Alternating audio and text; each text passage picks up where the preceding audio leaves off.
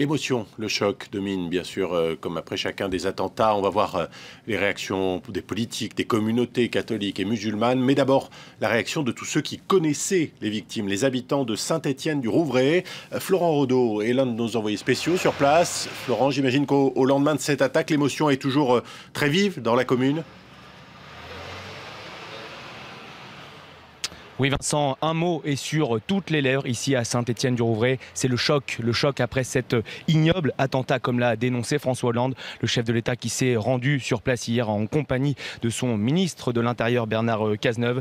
Les gens de cette petite commune de 27 000 habitants ne comprennent pas pourquoi c'est ce prêtre qui a été pris pour cible par les deux terroristes se réclamant de l'organisation État islamique. Des habitants qui sont venus déposer des fleurs et des bougies hier devant la mairie de Saint-Étienne-du-Rouvray. Une vive émotion et des larmes parfois pour ces familles. Nous avons croisé cette dame âgée d'une cinquantaine d'années, accompagnée de ses trois filles qui ne venaient même pas de Saint-Étienne-du-Rouvray, mais bien d'un village à 20 km de là.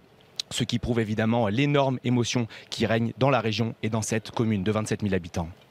Florent, quelques mots de la personnalité de la victime, du père Jacques Hamel. Visiblement, il était très apprécié à Saint-Étienne-du-Rouvray.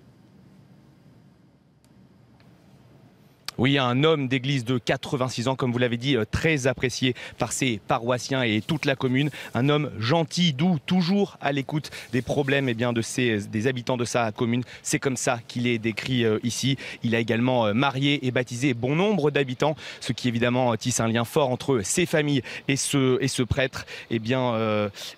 Un prêtre également très respecté puisqu'il œuvrait pour le dialogue intercommunautaire depuis son arrivée ici il y a une dizaine d'années. Un dialogue intercommunautaire entre chrétiens et musulmans, la communauté musulmane qui a d'ailleurs exprimé sa vive émotion après sa disparition. Et puis son âge, 86 ans, prouve finalement qu'il a toujours été au service des autres. Il a consacré sa vie à celle des autres finalement. Et les gens ici, malgré sa disparition, ne sont pas prêts d'oublier sa mémoire et son action auprès des habitants.